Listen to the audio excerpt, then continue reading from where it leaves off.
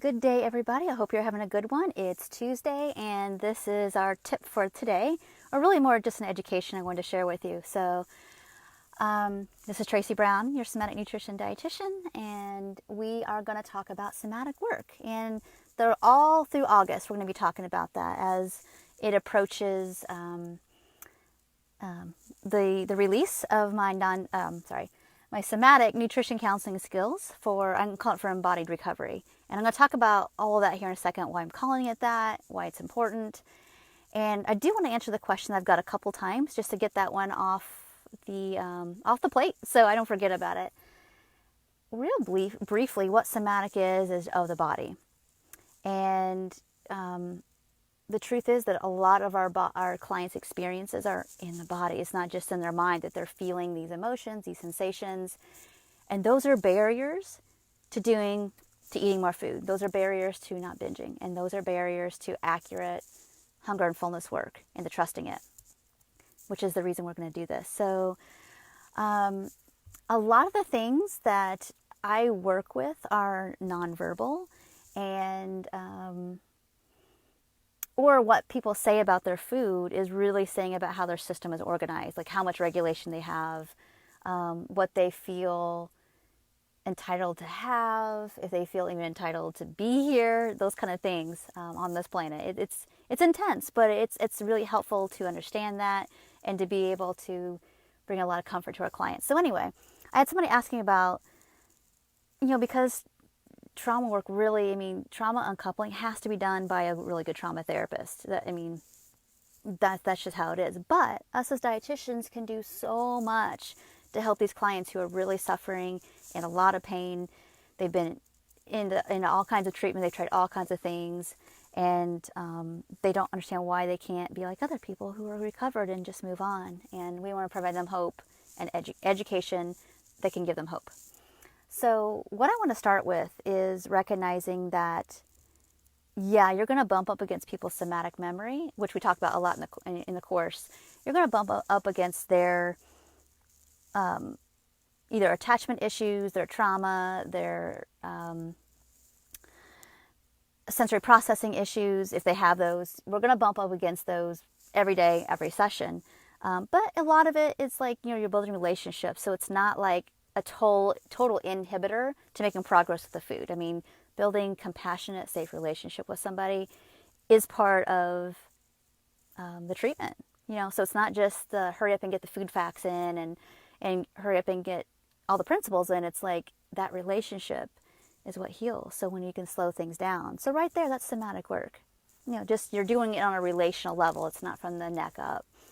The information we share is from the head, the brain down, and that gives people some information to be able to take some risks to move forward and to build new neural pathways to have good experiences of something new besides the only way I can survive is my food behaviors and thoughts.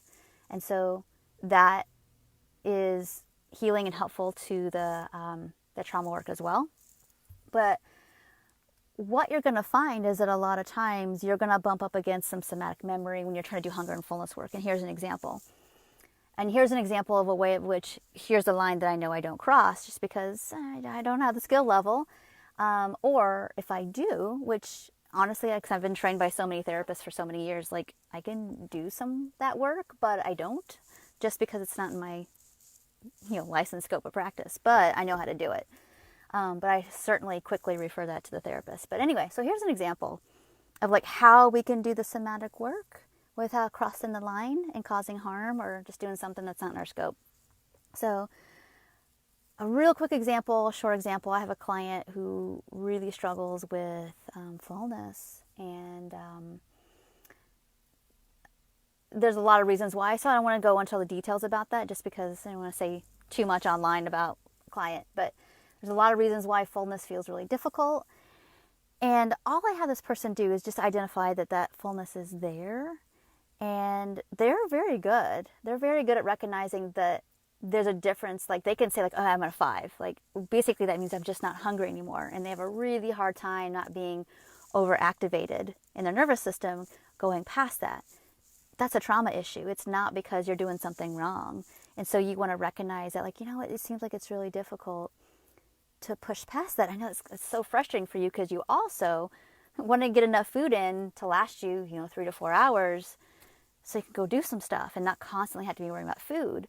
So the truth is, until the therapist and the client can do that trauma work together, that basically integration and reorganization of the memory and all those kind of things, that they're not likely going to be able to push past that 5, maybe a 6. My client occasionally get to a 7, but mostly a 6 on the hunger scale, the fullness part of things.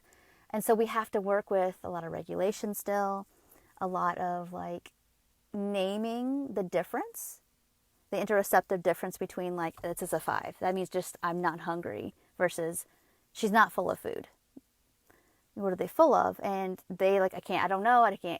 They might say, I don't know. The truth is that there's probably, and this is a place where you're wanting to make sure you help your client not dissociate. This is something we can do. You can learn how to do that. And can you help them stay here enough to just, can you name what that feels like? And it might be dense, clogged, whatever the sensory language is. We can help them name the interoceptive experience without pushing them too far. And again, I don't want to cause dissociation or hyperactivation. But just being able to like really gently hold that space. So it's like they can be here and talk about these things, but not push them so far to talk about what exactly that is, because it could be, again, a memory that isn't, that needs more work. Somebody else needs to be working with that memory, and or it could be like, I know what this is, and I don't want to go there. I don't want to work on that. And we're like, okay, so how do we take care of your body so you can still be in life then? And that's okay. But how do we take care of the immediate needs of your body? And that's kind of the work that we can do.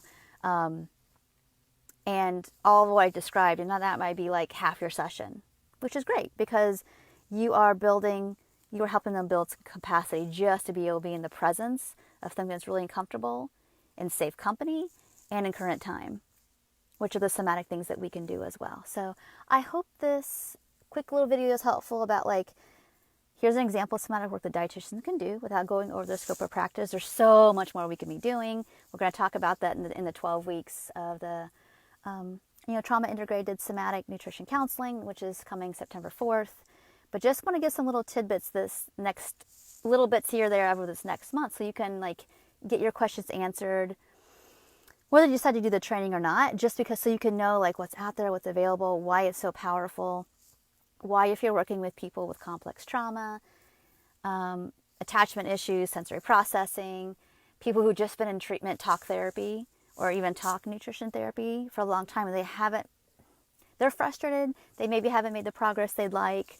Being able to know work on this, a bottom-up approach gives people more options, basically, and that's what all this is about, is to provide choice and options and clarity and hope. So I'd love to hear questions. I can talk about this topic all day, which is why I'm doing the course, because it's like the stuff that I could talk about needs to just be put somewhere so everybody can benefit from the information. So anyway, that's coming up soon. Please be asking me questions about it. I want to answer them all the best I can in this format. And was there anything else? I don't think for today. So if you have questions about any more about your fears, maybe about, this is important, your fears about like, well, like what's the line? Because a lot of times we get worried, like, am I going to get in trouble? Am I doing therapy? It's like, no, I'm working with the body. Sometimes I'm not even talking about, like, I might know what the situation is that's the trigger, but I might not talk about it, very little or at all. And if I do, it's like, well, how's that impacting your food? But really I want to come from like this direction and say, and what's happening in the body and what's that like, and what do we need, and to help them stay here to work through, like, help them see how that's impacting food, but then be able to problem solve, how do we help keep stability with the food in the light of this circumstance, and also regulate the body as well so they have more capacity to eat and to take care of themselves. I mean, that's really our goal. So, all right, thank you all so much. And if you need help, let me know, and have a great day with whatever it is you're working on. I would love to hear about that as well. What are your projects? What kind of clients do you love to work with? Who are you working with? What would you love to see happen in your practice or in your counseling skills? I'm interested and I want to hear. So thank you all so much. Take care.